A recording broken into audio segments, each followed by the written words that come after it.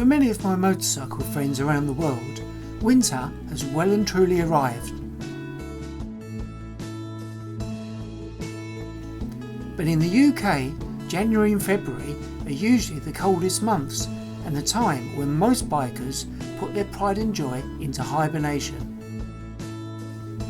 In this video, I'm going to show you how I transformed my rather dirty Speed Triple into a bike which looks like it just left the showroom floor.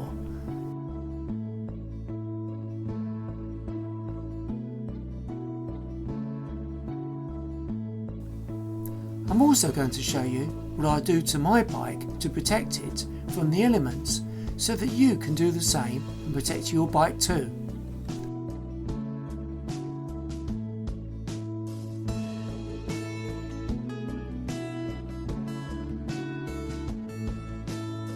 And finally, I'm going to share my tips and advice on how you can store your motorcycle over the winter.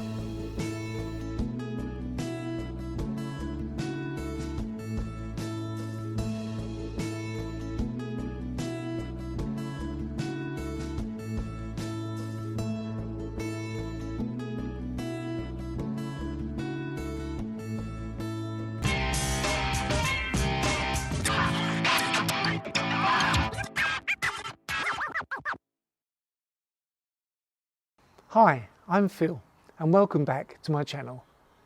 Now, I'd just like to start this video off by saying how much I really enjoy reading your comments. Now, many of you ask me questions related to the videos, but I've also received some questions asking me what to actually do to my motorcycle during the winter. Now, some of you have asked how do I store my motorcycle, and others have asked what to actually do to my bike to prepare it from the winter elements.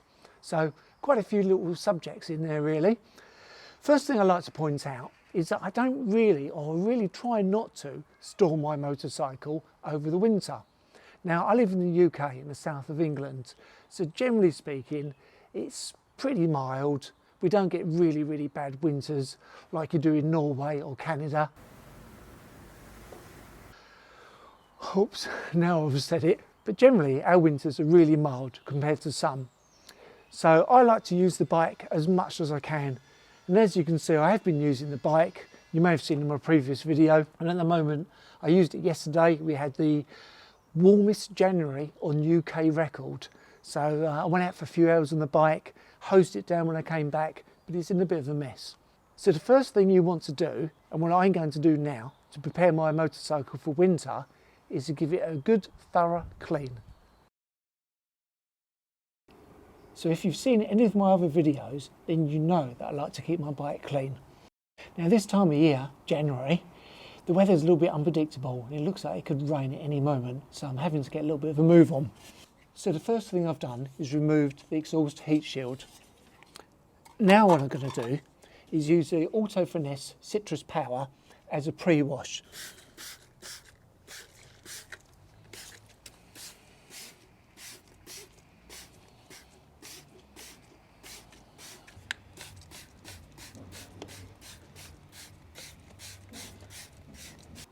So I've just got a couple more minutes to wait until the Citrus Power has worked its magic, but I will point out to you that this will actually remove any ACF 50 from the bike.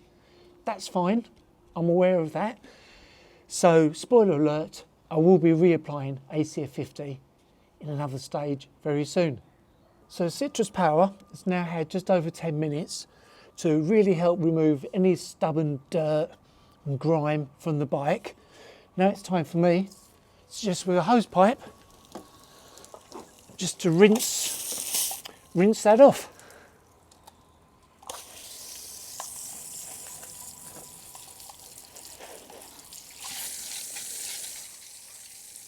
Now I don't have to go too mad with this, because the next stage will also help remove the dirt as well.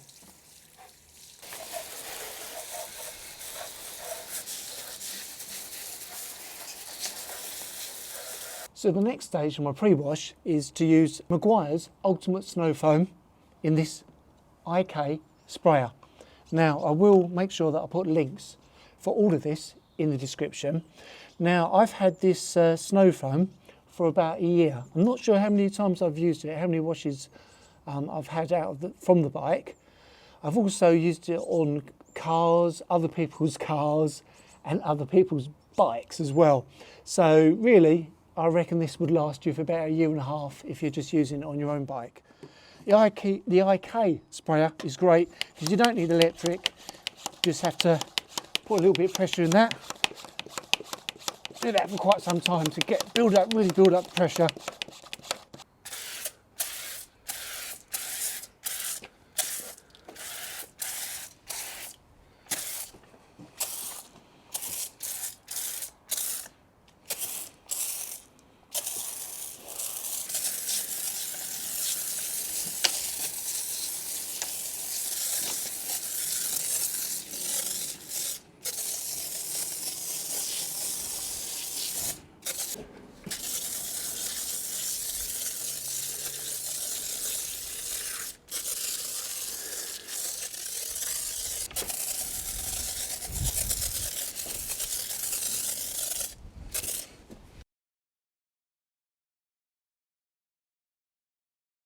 So I've allowed the snow foam to sit on the bike for about 15 minutes and it's all starting to sort of fall off now.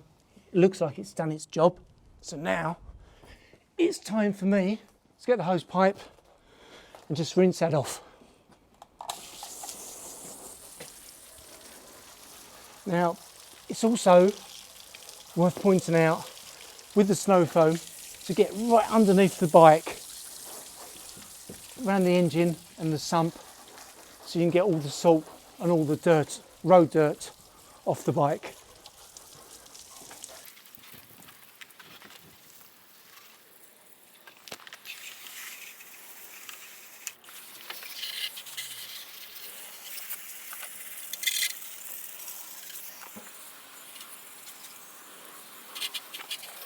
So I've now rinsed off all of the snow foam just with cold water. The next stage is to use my Meguiar's Ultimate Wash and Wax with some scrubbing brushes, some lukewarm water, got a bucket with cold water just so I can rinse out my good quality hand mitt. Now I have already created some videos showing you in detail how to, now what's that called? Now, I have already created some videos on the best way to wash your motorcycle, so please go and check those out, and I'm quickly going to crack on and give the bike a thorough clean.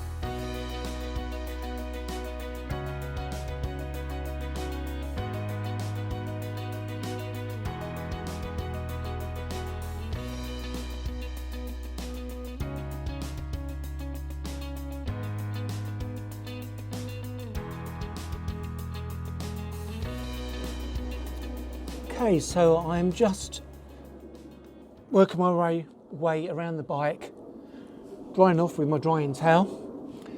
I did decide to use the pressure washer. I put some shampoo in a container and I really concentrated on all the areas where the road salt and dirt will cover the bike. So underneath the bike, from the front, especially around the swinging arm area, suspension, and back end of the bike. Stood back a little bit with that, so not to apply too much pressure, but that's come up really nice now. So drying this off, it is worth me pointing out that here's one that I prepared earlier. On my last video, you may have noticed that these drying towels were getting a little bit manky, a little bit dirty. So popped this in the washing machine last night on a 30 delicates. It's really clever. You just open up the washing machine door, put them in, put in some washing liquid. Do not use any conditioner. Shut the door, press the button, and they come out nice and clean. So even I can do it. So yeah, I'm going to finish off drying off the bike before we move on to the next stage.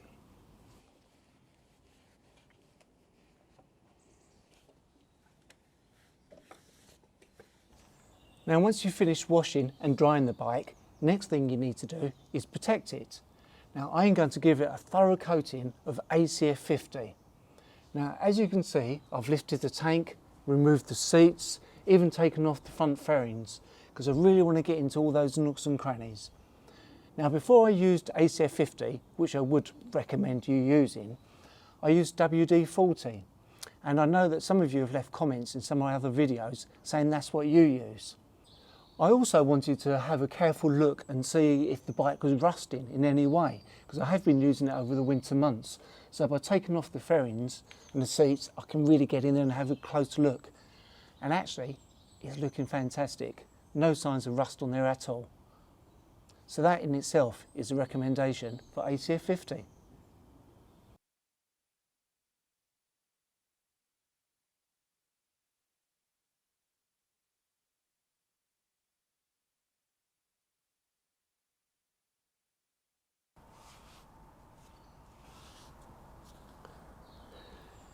Now I've coated her in ACF 50, I've got to say she looks absolutely immaculate.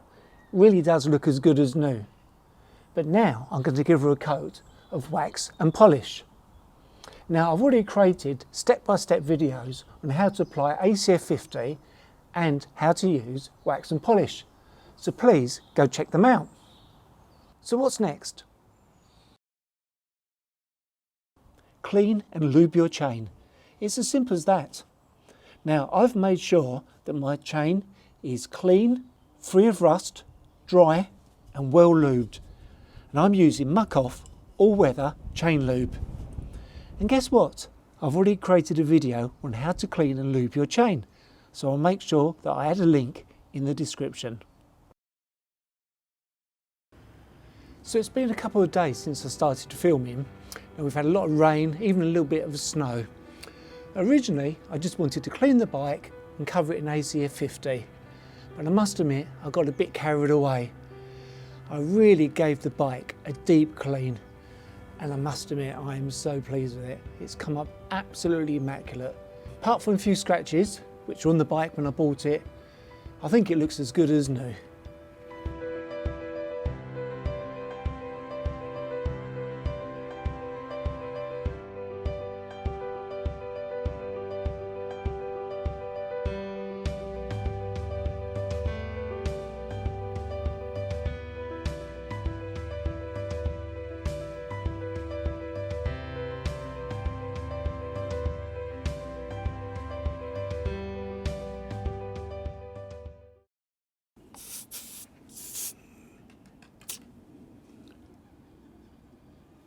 So you want to make sure that your tyres are inflated to at least the recommended PSI. Now that tyre pressure will actually be on a sticker on your bike or in the owner's handbook.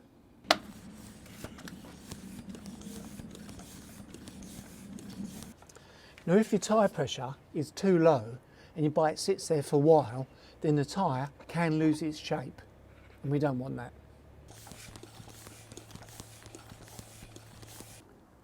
Now I keep my bike in the garage on a large mat. Now the cold concrete isn't good for your tyres.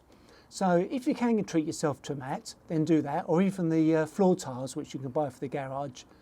But if you leave your bike on the concrete for a few weeks, even a few months, I'm sure it'll be fine. But long term, you really want to try and get something under the tyres.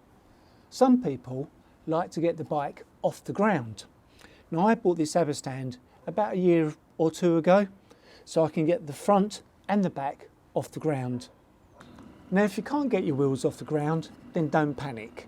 If you haven't got a paddock stand or a centre stand like this, it's fine. Just move your bike every now and again to rotate the wheels.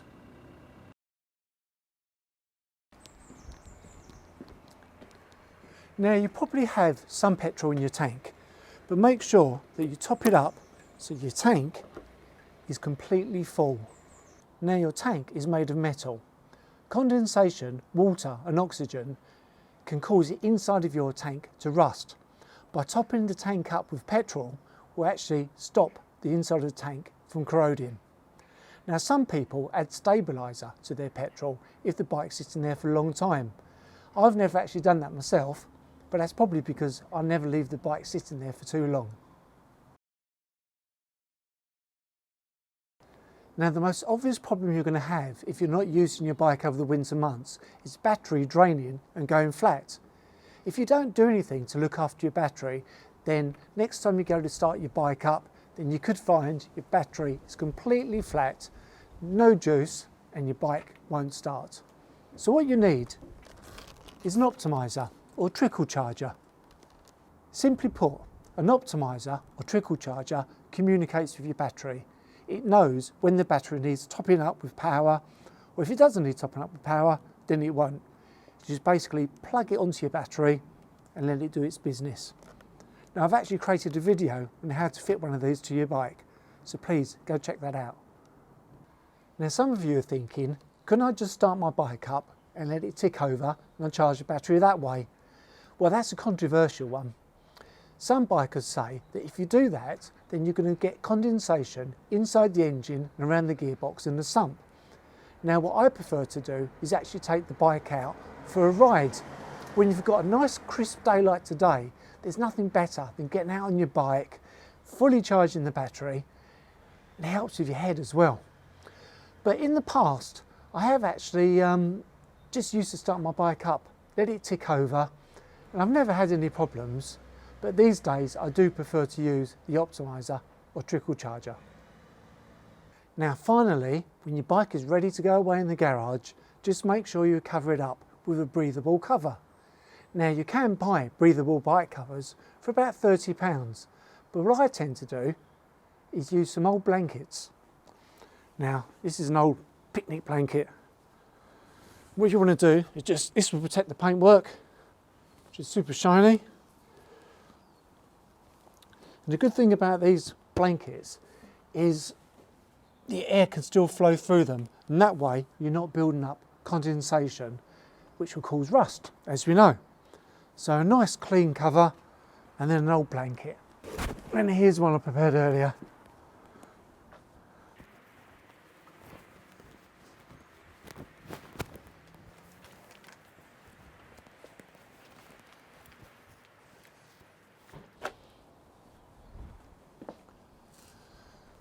So that's it.